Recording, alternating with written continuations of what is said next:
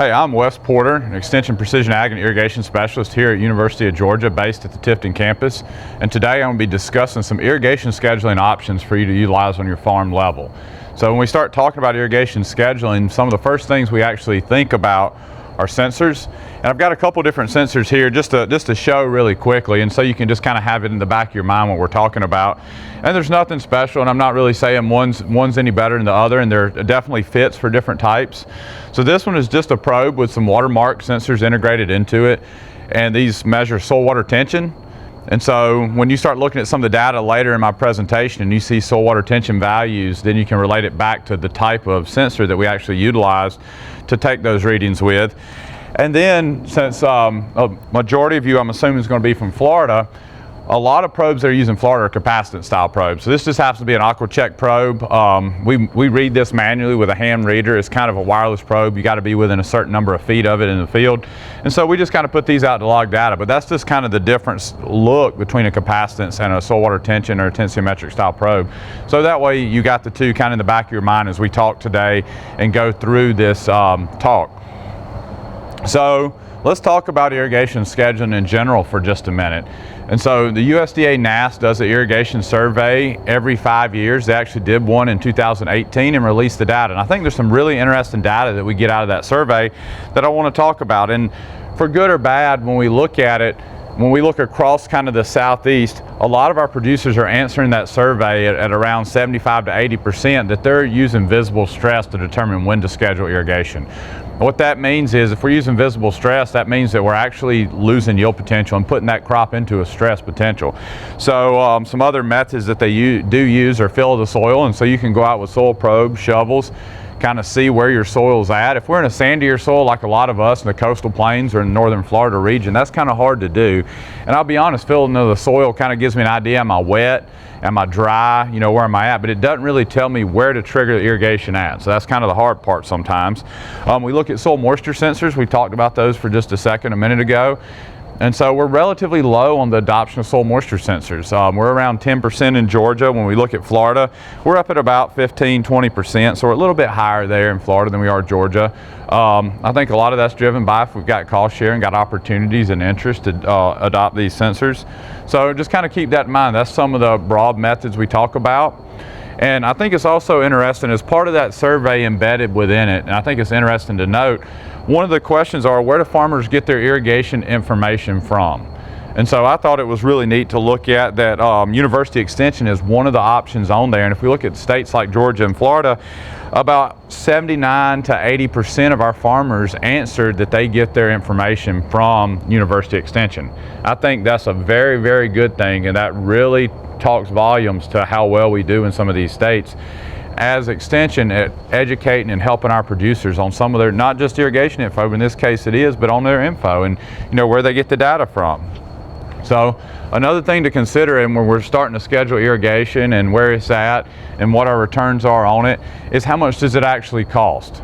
And so there is a cost associated with it, and you can check our budgets, our UGA Enterprise budgets every year, and you can see the updated cost. And the current updated cost right now is around $9 per acre inch on average. And so that means every inch I apply to every acre of land is going to cost me on average about $9. So what that $9 per acre inch is a combination of 50% electrical, 50% diesel. So I'm going to give you those two numbers, so depending on what you actually run on your farm, you can determine what your cost is. And so it's about $7 per acre inch for electric, and that cost will vary some based on some rate schedules and stuff like that. And it's about $12 to $12.50 per acre inch for diesel. So keep that in mind. And if you just want to tie this back in, just so you kind of see how costly it is to irrigate, 500 acres of irrigated land, applying 10 inches to it at that average rate is going to cost you about $45,000. So I take that back. It's expensive to irrigate. Sometimes we think getting this kind of catch-22 that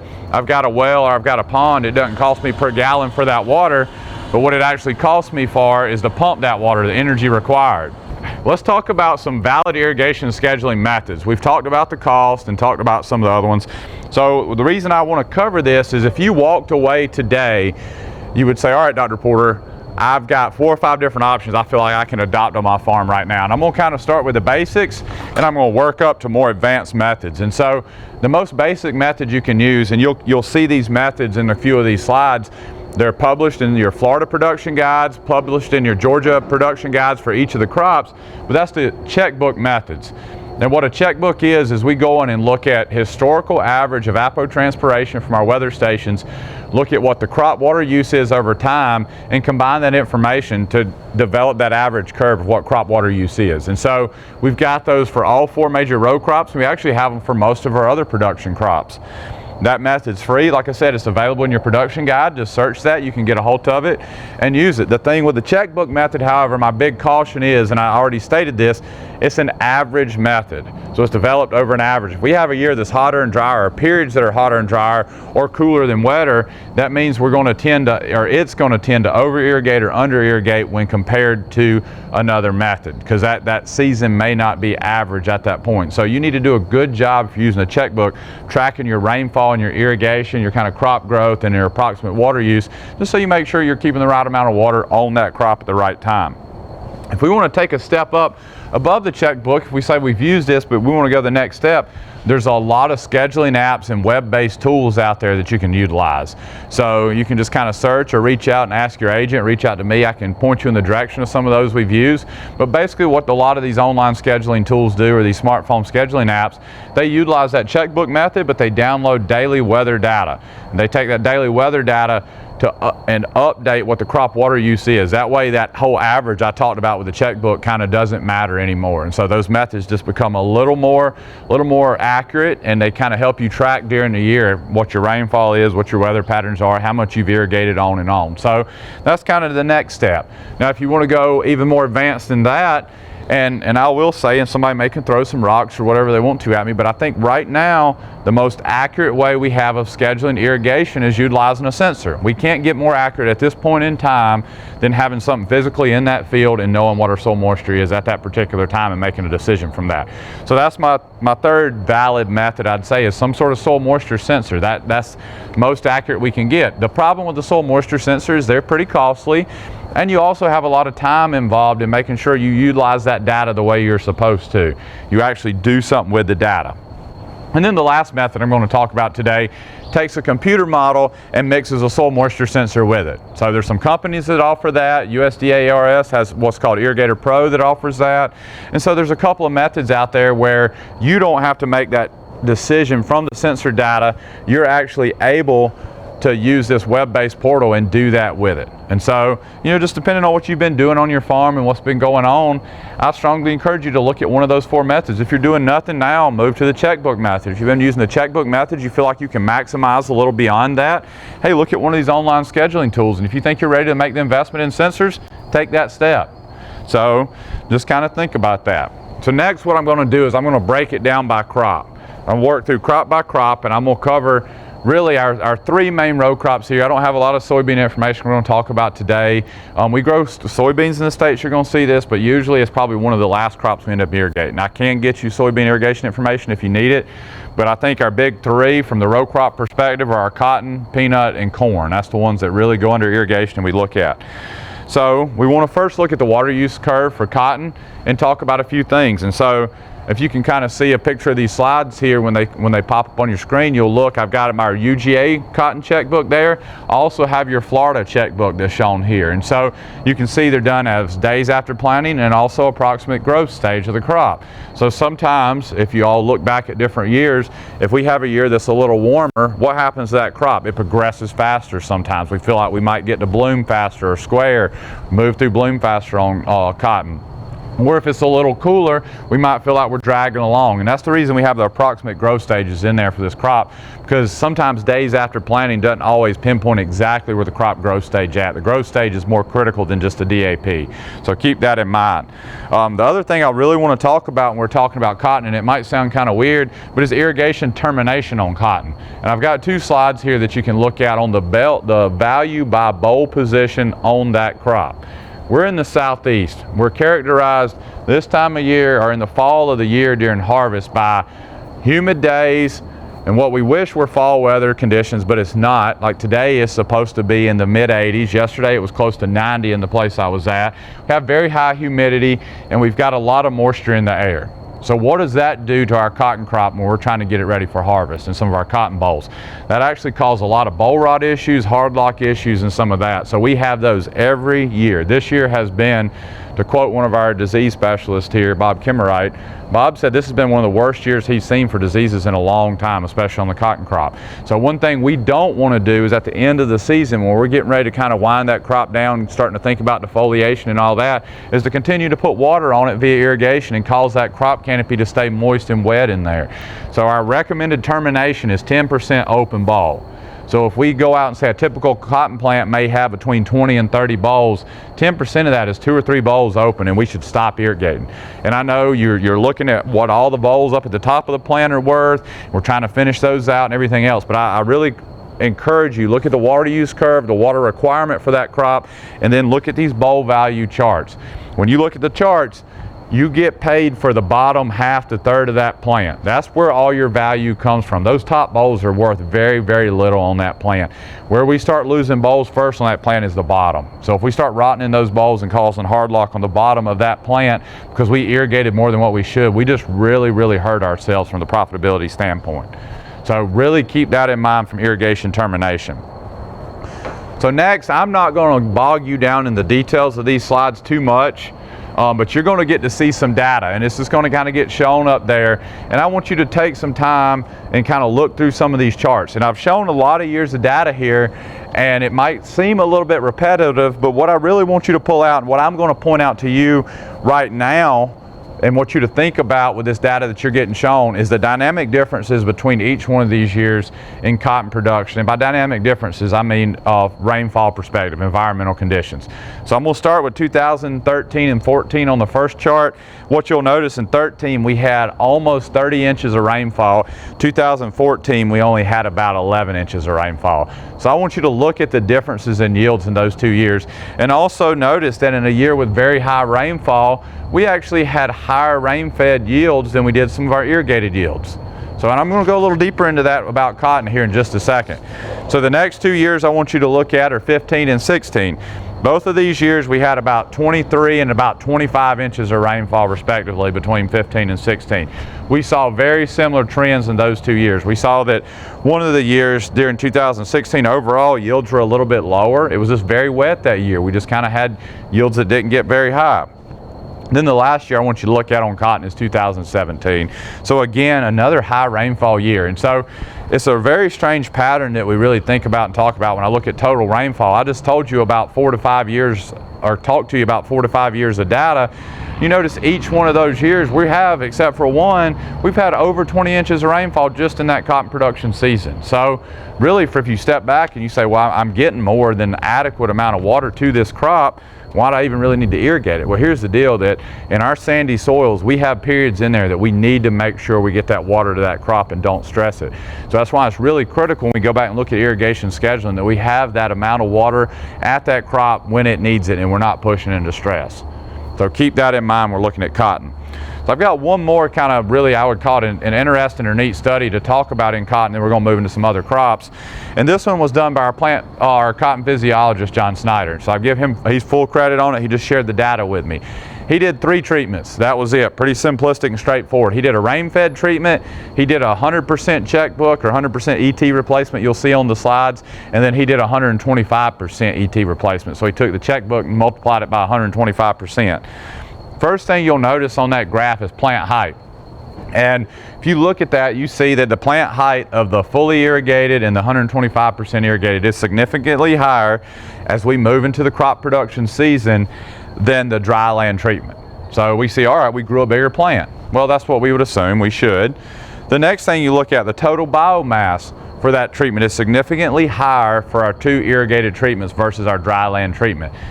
Again, expected. We got a taller plant, we've irrigated it, we've got a higher biomass there. So we know that we've got a taller plant, we know we've got more biomass out in the field. And when you look at this aerial shot of the field, however, you start to see that there's earlier maturity in the dry land section of that field. So it's pushed to maturity, and we know that cotton is a crop that when stressed, it pushes to maturity faster than some of our other crops. So we see that it's already sitting at maturity at this time. Does that mean that it had higher yield or lower yield? So I told you, taller plants, more biomass, it's already matured earlier. So crap, we probably lost yield in that dry land in that year. Yield's gone, right? Let's look at our yield graph and see where we were actually at. It's actually the inverse of what you would think. The dry land out-yielded both of our other irrigated treatments in this year. You'll notice in this graph, it's a stair step down. Dry land, fully irrigated, then 125%. So what's going on with this cotton plant? So we really need to step back and look at the physiology of cotton so we understand how to schedule irrigation on it. And it's probably one of the toughest crops to make sure we appropriately schedule irrigation. Putting a lot of water to this crop, putting it in an optimal, good environment, a lot of fertility, everything else, this crop's just going to grow, grow, grow. We're going to put on a lot of height, a lot of biomass, but what we're not going to put on because of physiology of crop is a lot of boll load. So there's a fine line in there that we don't want that crop in too perfect of a environment for vegetative growth. We want that crop to actually switch over to reproductive growth where we have boll development on it. And so that's really shown here that just overwatering that crop does not really do me any favors when we start to look at our yield perspective. So just a big tall crop in cotton is not exactly what we're looking for. So with that, I'm going to switch gears.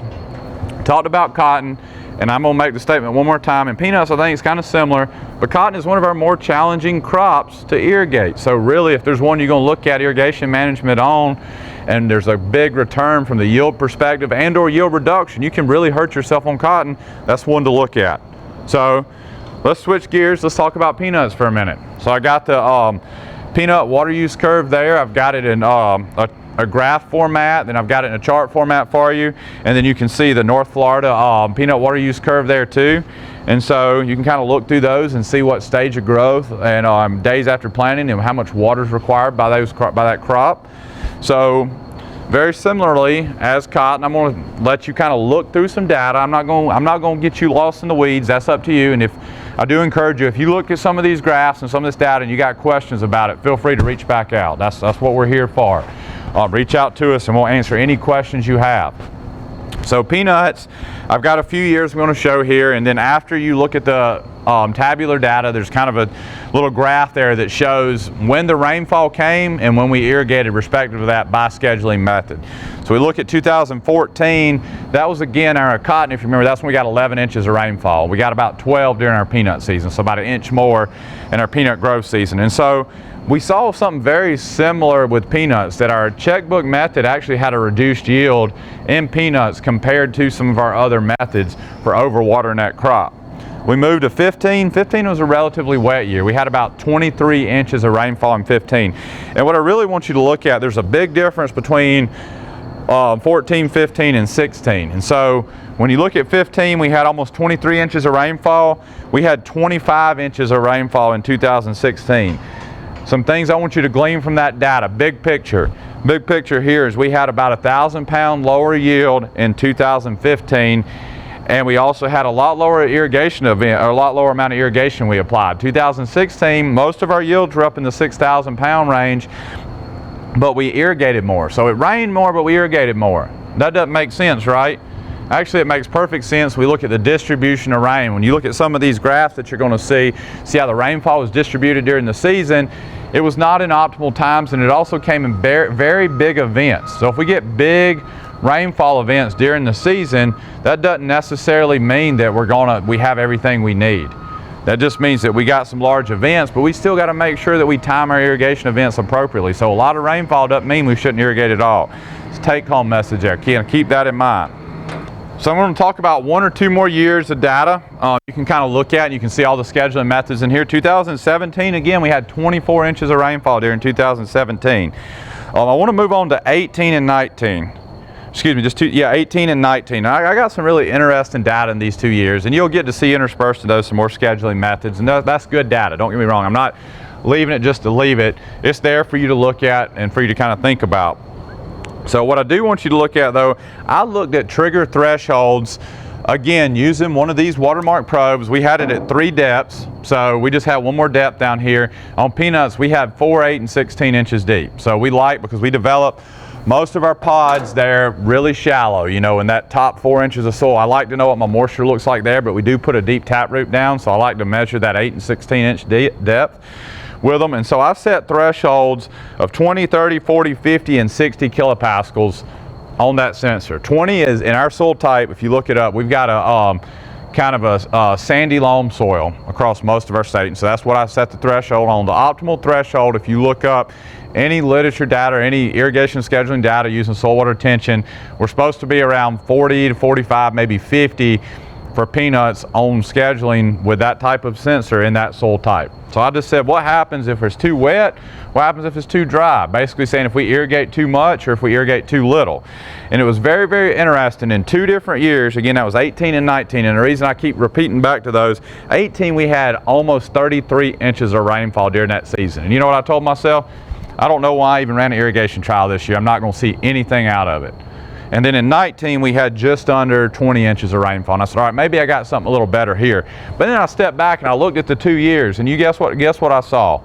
Even though I had that much rainfall in that 1 year, when I looked at my thresholds for scheduling irrigation with those sensors, both years I had decreases in yield for over irrigating or keeping that crop too wet, until I got up to about 40 to 50 kilopascals. That was my highest yielder. And then when I moved drier than that, I lost yield again. So again, back in that 40 to 50 range, if I irrigated it more or kept it wetter based on the sensor threshold, yield dropped. For every 10 kilopascals, I kept it wetter, wetter, wetter. So my 20 was my lowest.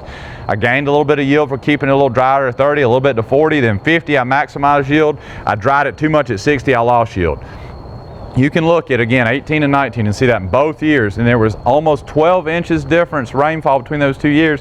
I saw the exact same trend in sensor data and the way it responded. So my point is, using sensors, selecting an appropriate threshold can be extremely, extremely important. Just because you got a sensor out there and you're irrigating based on it, you can still kind of mess up. So make sure you're using some science behind that on when you determine when to trigger irrigation events. So kind of keep that in mind. Next, we're going to move on to corn. So some people might not like me saying this, but corn is one of our easier crops to really irrigate. I've never had any data that show me I've actually reduced yield on corn for over irrigating it. But I can reduce profitability on corn for over irrigating it. There's a trade-off, and we're going to talk about a little data in a minute, that once we maximize the yield potential for that potential field, potential scenario, extra water does not hurt me from the perspective of yield, but it does not help me from the perspective of profitability. This means I'm not gaining per inch of water, I'm not gaining any more bushels of corn. Something else was a limiting factor, and you'll see that in some of my data. So again, a corn water requirement, you can kind of see we got the UGA checkbook, got the North Florida checkbook right there, and you've got a tabular format that you can look at. And so then you've got some data to look at. I've got 2014 data on there. And I think the thing I really want you to look at in 2014, the big thing you pull out, is the checkbook and 50% checkbook. If you notice, we had 2 different seeding rates in that year. We planted at 50,000, which is a very high seeding rate, 34,000, which is a common irrigated corn seeding rate. And what you notice, there's absolutely no difference in the 2 seeding rates, the checkbook and the 50% checkbook from the yield perspective, except we applied half the amount of water. So what that tells me, again, I didn't hurt yield, but I lost, if we say in this case, if you're looking at this slide, about 8 inches different of water. And so if I say I'm still using that average of 9, 8 times 9 is that like 70, about $72 that I just lost.